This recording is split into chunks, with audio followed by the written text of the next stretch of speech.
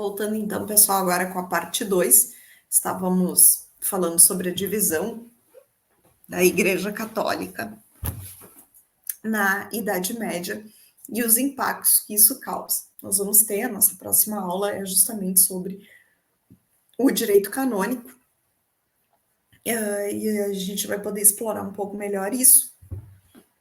Mas então, só para vocês entenderem o que acontece, a igreja, ela se divide, né? Ela tem um cisma em 1054, criando a Igreja Ortodoxa ou Cismática Grega, com sede em Constantinopla, e que era então vinculada ao Império Romano do Oriente, né, o Império Bizantino, e tinha como chefe, né, como patriarca, o próprio imperador, enquanto que no Ocidente tem continuidade a Igreja Católica Apostólica Romana, que tinha sua sede em Roma e que era chefiada pelo Papa. Algumas diferenças, né? Então, entre a Igreja Católica Apostólica Romana e a Igreja Ortodoxa. A Igreja Católica tinha como autoridade máxima o Papa, enquanto que na Igreja Ortodoxa não há uma autoridade máxima da própria Igreja, porque a hierarquia mais alta dessa igreja é o patriarca de Constantinopla, né, que preside um colegiado de bispos. Quanto ao celibato para sacerdotes, ele é na Igreja Católica obrigatória para todos os sacerdotes, e na Igreja Ortodoxa o celibato para os padres é obrigatório, mas isso não impede que um homem casado venha se tornar um padre, tá?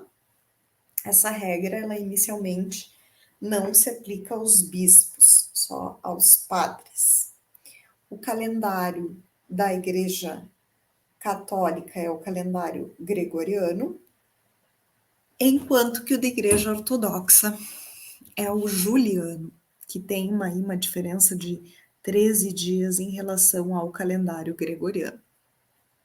A Igreja Católica tem uma cruz com apenas uma barra horizontal e a Igreja Ortodoxa tem 3 barras na cruz, né, que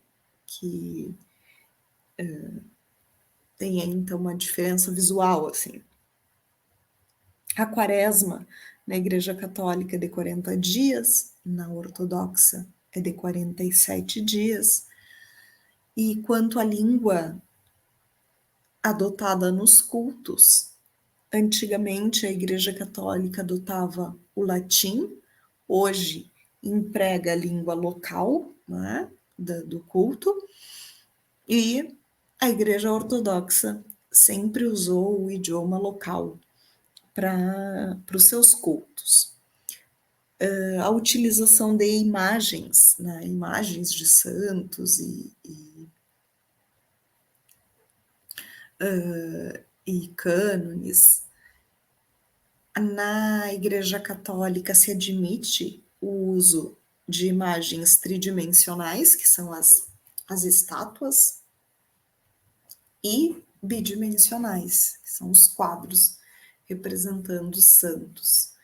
E na Igreja Ortodoxa não se admite a utilização de estátuas, só de imagens bidimensionais.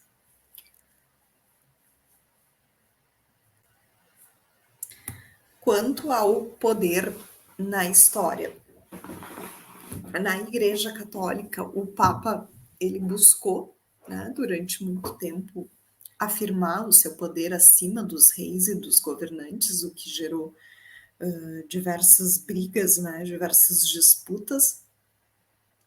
E na Igreja Ortodoxa, os imperadores, como eles eram chefes do patriarcado, eles tinham um poder, né, acima, né, inclusive dos bispos. Então havia uma colaboração maior política entre a igreja e o governante. Quanto à oração, os católicos costumam rezar ajoelhados e os ortodoxos em pé.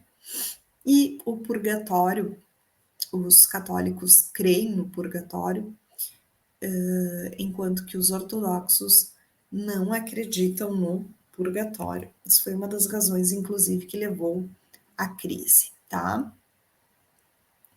Agora, pessoal, sobre a Baixa Idade Média, né? Quando tem início o declínio, então, do sistema feudal e da Idade Média experimentada pela Europa Ocidental, acaba se consolidando, né, a posição de duas cidades que monopolizavam o comércio das especiarias, que era Gênova e Veneza.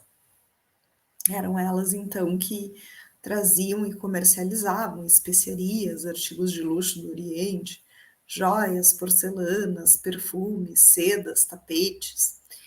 E claro que os comerciantes dessas cidades, como eles distribuíam com exclusividade essas mercadorias que eles traziam do Oriente, não só ali para o sul da Península Itálica, mas também para outras regiões da Europa, eles acabam dominando as rotas comerciais terrestres, né? Dentre essas rotas comerciais terrestres, duas tinham muito destaque e que ligavam, nessa época, toda a Europa. A rota do norte e a rota mediterrânea. E as duas tinham um ponto central no condado de Champagne, né? Então, a região de Champagne ficou marcada por concentrar as feiras medievais mais importantes, que eram locais fixos onde se desenvolvia o comércio, né? Porque as rotas elas terrestres elas passavam por ali.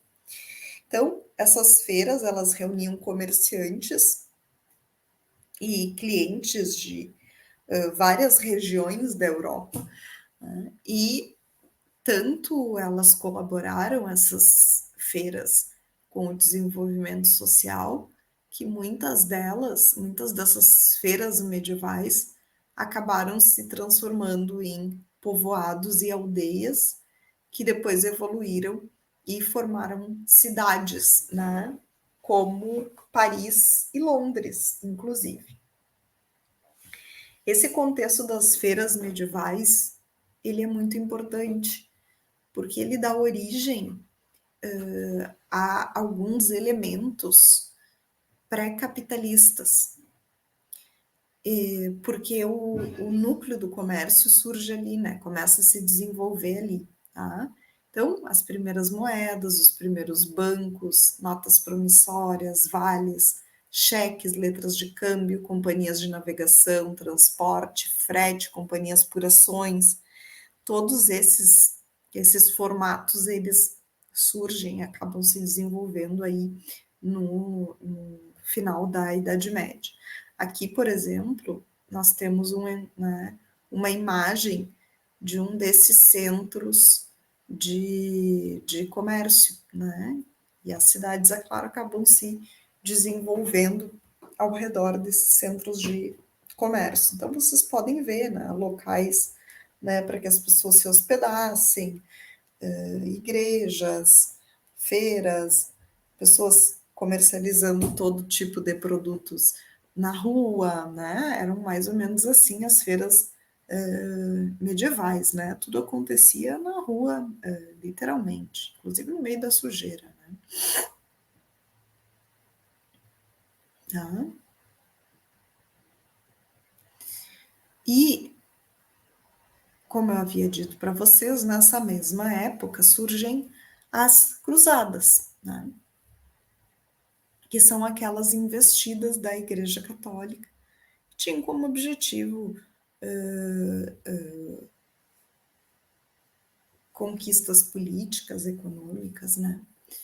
Então, nós temos aí, ó, quatro cruzadas, tá? Vocês, pelos gráficos, podem ver, né, o que está sob domínio de quem. Então, nós temos esse grande território em verde, que estava sob o controle do islamismo, né, do Estado do Império do Islamismo. Nós temos aqui, nessa região em vermelho, a Igreja Ortodoxa, e aí, inclusive, aqui no cantinho, vocês podem ver, né? Deixa eu só mostrar aqui para vocês, ó, nesse cantinho da direita aqui, vocês podem ver Constantinopla, e nós temos os estados cristãos do Oriente logo abaixo, né? Então, aqui as rotas da primeira, segunda, terceira e quarta cruzada e os anos das respectivas cruzadas. É nesse período também que vocês devem lembrar se desenvolve a Inquisição, né?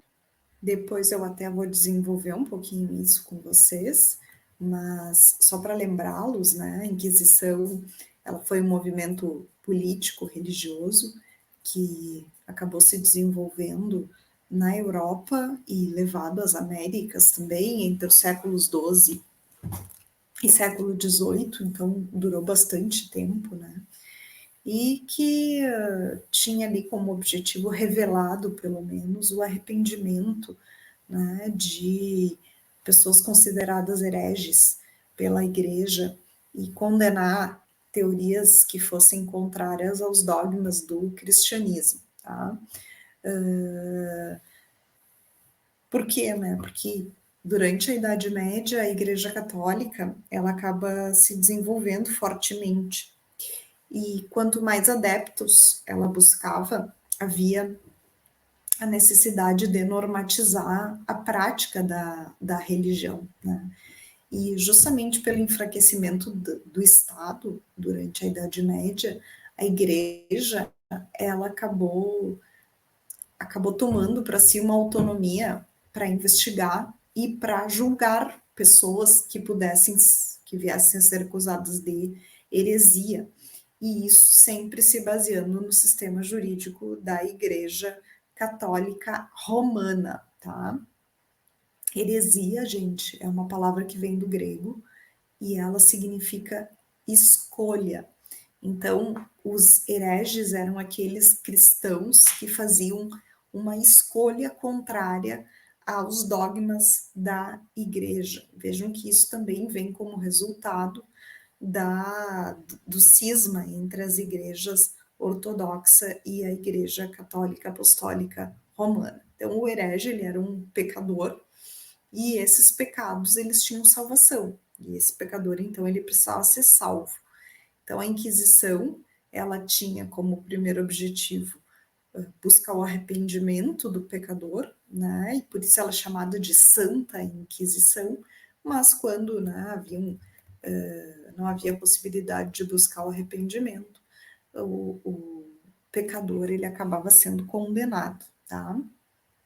Claro que a Santa Inquisição acabou também sendo utilizada como uma ferramenta de controle político, né?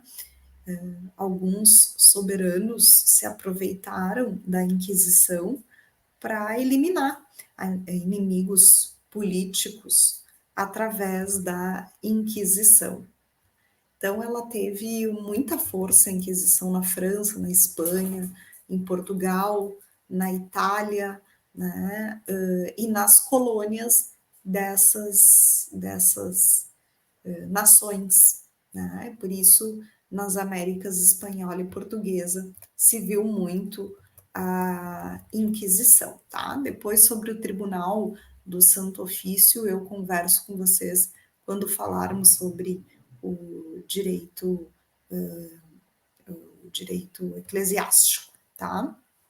Vamos voltar aqui então para as feiras medievais, que atingiram, como eu vinha dizendo para vocês, o apogeu ali nos séculos XII, né? E começaram a ter um declínio a partir do século XIV. Por quê? Porque entra em declínio o sistema feudal e acaba entrando em declínio também essas feiras medievais, quando o comércio se sedentariza e se desenvolve em torno das próprias cidades. Claro que isso gera um movimento reverso, que é a evolução de algumas cidades que vinham se organizando já economicamente e distribuindo de forma mais efetiva a sua produção, né? E isso acaba desenvolvendo melhor o comércio em determinadas regiões. E a demanda por organização faz surgir as corporações de ofício, que nós chamamos de guildas ou ranças, ou as ligas, né? Essas corporações de ofício, elas eram associações em que indivíduos que tinham o mesmo ofício, a mesma profissão, se reuniam para se auxiliar, né? E aí, tanto para buscar apoio ou vantagens econômicas, como também para se apoiar. As ranças ou as ligas já eram conjuntos de cidades em que os mercadores se associavam para monopolizar o comércio de uma região específica. Então, tem algumas ligas que foram as mais importantes, que tiveram muito destaque, como a Liga Hanseática, que congregava cerca de 90 cidades, entre elas Bremen, Frankfurt, Hamburgo e Lübeck. Vejam que isso faz com que o comércio acabe renascendo. E o comércio renascendo faz as cidades ressurgirem, então aquelas pessoas que moravam nas vilas, dentro dos feudos, acabam migrando para essas cidades que estão se formando, e também faz com que os artesãos de interesses comuns acabem se reunindo para se proteger e proteger as suas pretensões e das suas corporações de ofício. Eles tinham alguns objetivos com isso, né? Primeiro, evitar a concorrência, fazendo um equilíbrio da oferta e da procura. Eles estabeleciam um preço justo ou um lucro justo, controlando os preços das mercadorias, até porque a igreja, lembrem-se, tinha muito poder nessa época e proibia a usura, né? Já que o ideal cristão é contra a exploração do próprio semelhante. Por isso que ficava, inclusive, para os judeus, os empréstimos de dinheiro, né?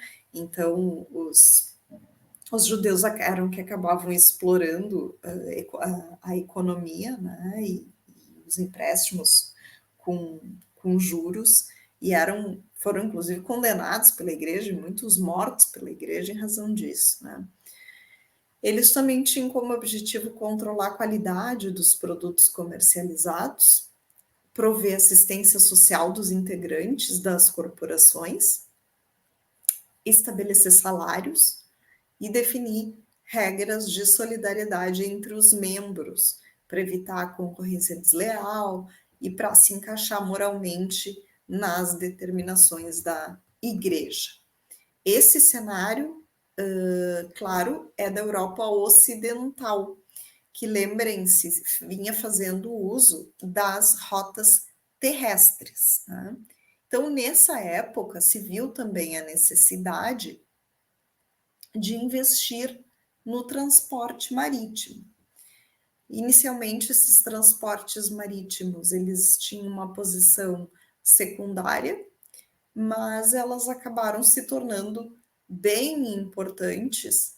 Por quê? Porque o transporte terrestre estava muito caro de se fazer, porque em cada lugar que se passava tinha que se pagar o direito de passagem. em que os nobres exigiam para passar nas suas estradas pedágios, né? E esses pedágios eram muito caros. E aí, isso tudo dentro do sistema feudal. E aí, claro, se migra o transporte para o transporte marítimo para fins comerciais. E isso também colabora, é claro, com o enfraquecimento do feudalismo.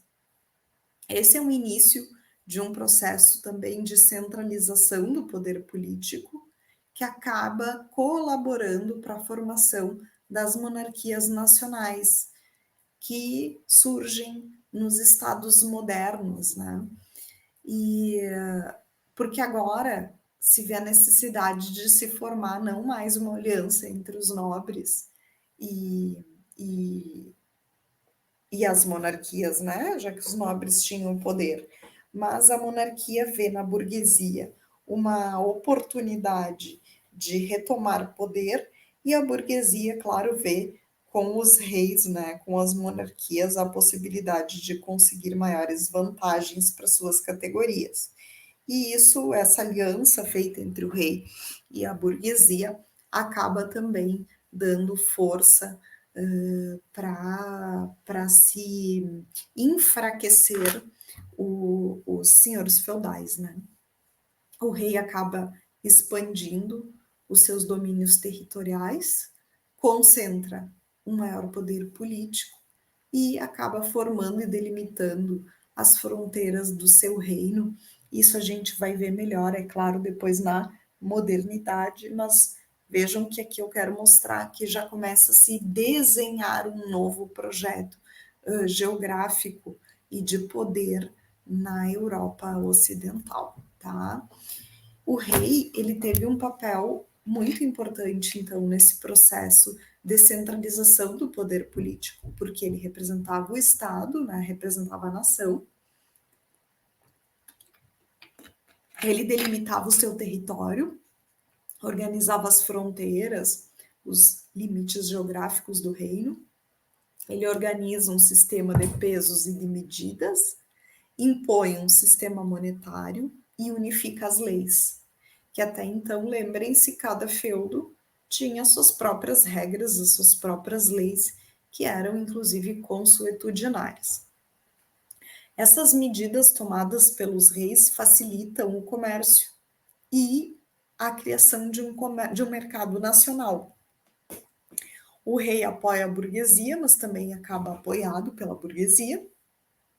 Em troca, ele dá para a burguesia privilégios e monopólios, inclusive pelo comércio marítimo e o comércio colonial, e em troca ele recebe da burguesia os impostos, né? E com esse dinheiro ele acaba se lançando nos processos de navegações e organizando um exército próprio, e não dependendo mais daqueles exércitos, né? Dos mercenários dos nobres, né? Dos senhores feudais. E aí, quando o Estado oferece um exército próprio, organizado, ele acaba dando também para a população paz, segurança, ordem. E aí a burguesia se sente também mais segura para explorar a sua atividade. O rei, ele começa a ganhar muito poder, né? E muita importância. E aí acaba começando o início do desenvolvimento do regime absolutista e do mercado, do sistema mercantilista de economia. É claro que isso faz com que a nobreza perca prestígio, porque as cavalarias, né, perdem prestígio também, elas perdem a razão de existir. Então, o exército, quanto mais está organizado, menos necessária é a cavalaria.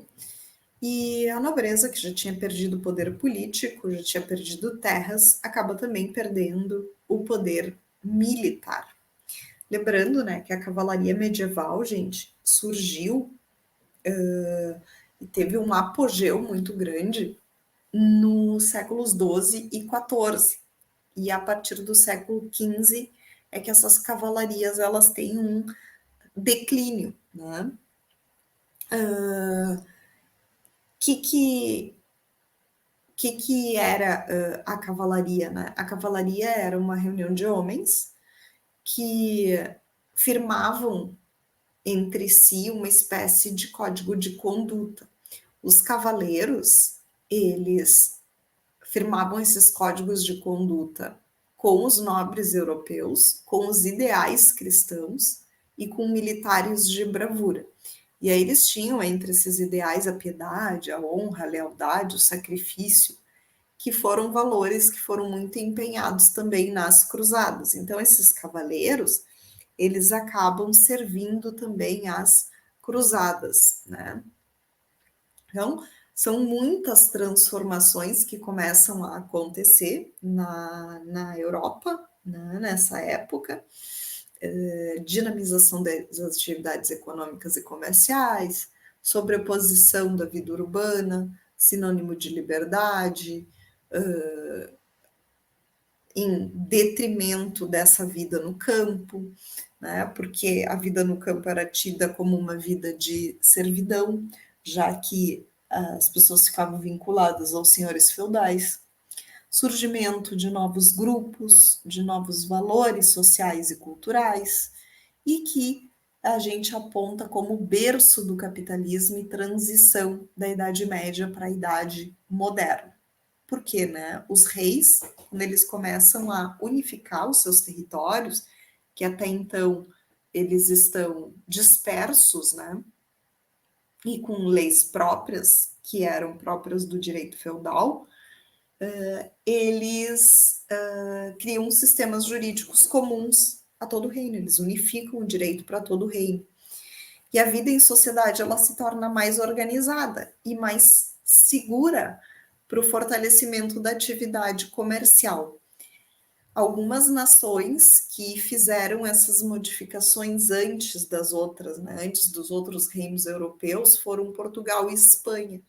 E isso acaba contribuindo também para suas descobertas marítimas, porque eles se lançam para essas descobertas marítimas antes das outras nações que ainda estão muito vinculadas ao feudalismo. Nesse período, o direito romano acaba sendo resgatado pelas nações que estão se formando, especialmente na Itália, na Alemanha e na Espanha. E é quando se dá início ao direito continental, que é o modelo de direito que nós usamos, por exemplo, aqui no Brasil, que é o direito positivado, né, o direito escrito. A Inglaterra seguiu o outro lado, né, a Inglaterra seguiu um outro caminho e tem as suas decisões judiciais e as decisões reais também baseadas ainda nos costumes. E aí eles sedimentam o direito consuetudinário, chamado também de sistema da common law. Todos esses eventos, eles importam no fim da Idade Média.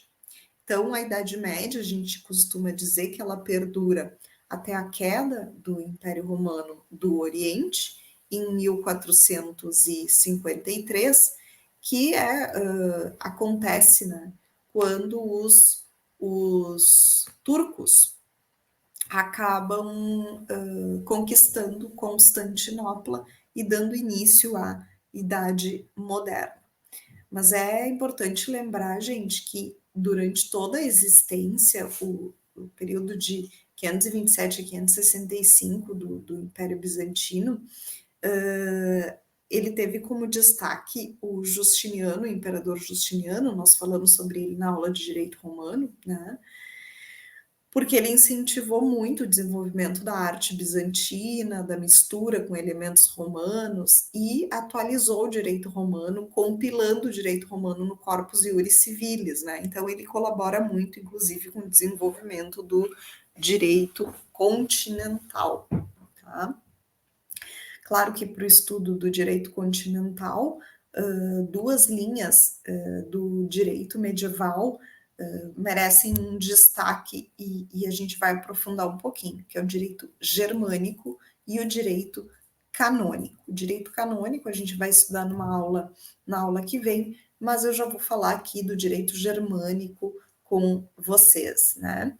Então, a partir ali do século I, o cristianismo ele começou a ter destaque, né, dentro do Império Romano, voltando um pouquinho aqui no tempo. Então, inicialmente, os cristãos foram muito perseguidos pelas autoridades romanas, mas em 313, com a assinatura do Constantino pelo Edito de Milão, acabou se conquistando aos cristãos a liberdade de culto. E aí a gente já está aqui, né, muito próximo aqui da Idade Média. Em 380, o Teodósio oficializou o cristianismo como religião oficial do Império Romano, com a assinatura do Édito de Tessalônica. E em 395, o próprio Teodósio dividiu o Império Romano do Ocidente e Império Romano do Oriente. Quando Constantinopla se tornou, então, a sede do Império Romano do Oriente, né, ou o Império Bizantino, e Roma continua sendo a sede do Império Romano do Ocidente, tá? No final do Império de Teodósio, nós visualizamos na Europa as incursões bárbaras, né, dos ostrogodos, dos visigodos, dos francos, dos anglos, burgúndios, eslavos, saxões, húngaros, búlgaros e hunos. E aí, em 451, o Átila, que era chamado de Átila ou Huno, derrotou as tropas romanas. E em 476, o germânico Odoacro venceu o imperador Rômulo Augusto, encerrando o Império Romano do Ocidente e também o período da Antiguidade, que é quando a gente diz que tem início, então, a Idade Média, né? Então, vejam que a Idade Média, ela tem o início com o direito canônico pautando a vida em sociedade. Só que, além desse sistema jurídico do direito canônico, o direito romano, ele continuou sendo aplicado e sendo utilizado como o direito bizantino, né, que é o Império Romano do Oriente. E também, né, permanece em alguns outros direitos, né, como direitos germânicos, direitos eslavos e os direitos celta, tá? Então, o que essas invasões bárbaras e muçulmanas trazem de resultado? Elas transformam aos poucos, né, a sociedade e o direito. No Sudeste Europeu, após o período da expansão do direito bizantino, o norte acabou sucumbindo para os povos eslavos, o sul e parte da Ásia e norte da África caiu para os muçulmanos, e o norte e o leste do Império Romano passaram a ser reinos de povos germânicos, como os visigodos, os burgúndios, os francos, os ostrogodos e depois os lombardos. Todos esses povos depois acabam se misturando, e o direito desses povos também acaba se misturando com o direito romano. Acontece, então, uma fusão, tá? Então,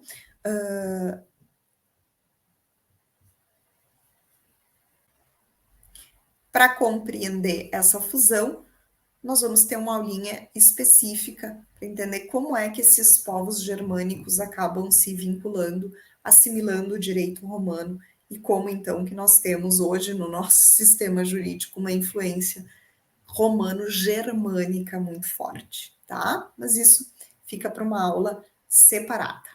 Pessoal, assim finalizamos aqui o direito na Idade Média e voltamos com o direito canônico na próxima aula. Até mais!